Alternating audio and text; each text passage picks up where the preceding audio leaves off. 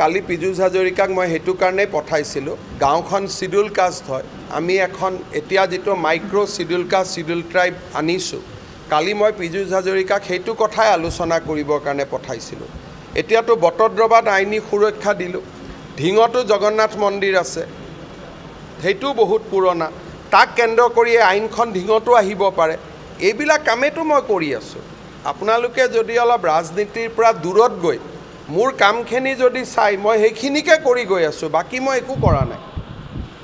এটা আইনখনতো সেইটোৱে আনিছোঁ যে 250 বছৰত যি এটা মন্দিৰ আছে নামঘৰ আছে তাক কেন্দ্ৰ কৰি 5 কিলোমিটাৰ আমি বান্ধি ল'ব পাৰোঁ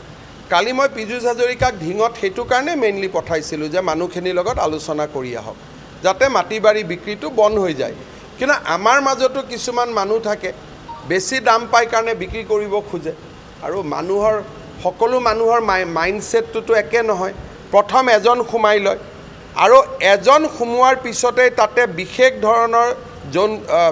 ধৰণৰ বন্যপ্ৰাণী এটা বা বিশেষ ধৰণৰ প্ৰাণী এটা খোৱা আৰম্ভ হয় তেতিয়া ওচৰৰ মানুহবোৰ নিজে আঁতৰিব আৰম্ভ কৰে ই এটা পুৰা পেটাৰ্ণ হয় প্ৰথমতে গাঁৱত এজন মানুহ খুমাই ল'ব দুজন মানুহ খুমাই ল'ব তাৰ পিছত তেওঁলোকে ক'ব নালাগে যে তাতে গো ভক্ষণ আৰম্ভ হয়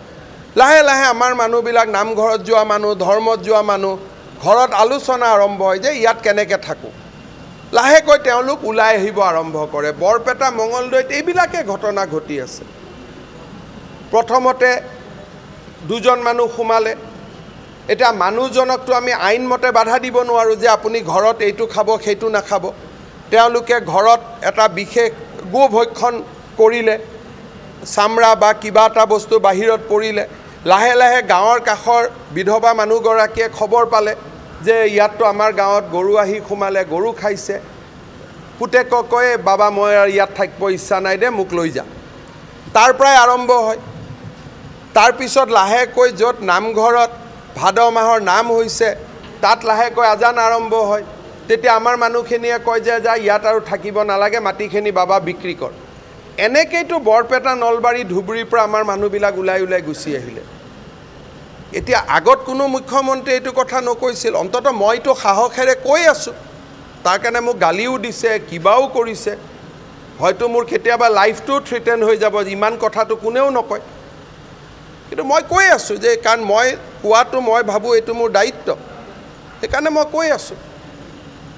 আৰু ইয়াত ভোটৰ লগত একো কথা নাই ভোটটো মই খুজিলে তাতেও পাই যাম এবাৰো আপোনালোকে দেখিছে যে মই কৰিমগঞ্জত ভোট খুজিছোঁ মই পাইছোঁ মোৰ এখিনিও দম আছে তাতে গৈ ভোট লোৱাৰ কিন্তু যেতিয়া এটা অসমখন সঁচাকৈ আজি সংকটত আছে সেইকাৰণে মই ভোটৰ ৰাজনীতিটো কৰিব খোজা নাই ইমানে কথা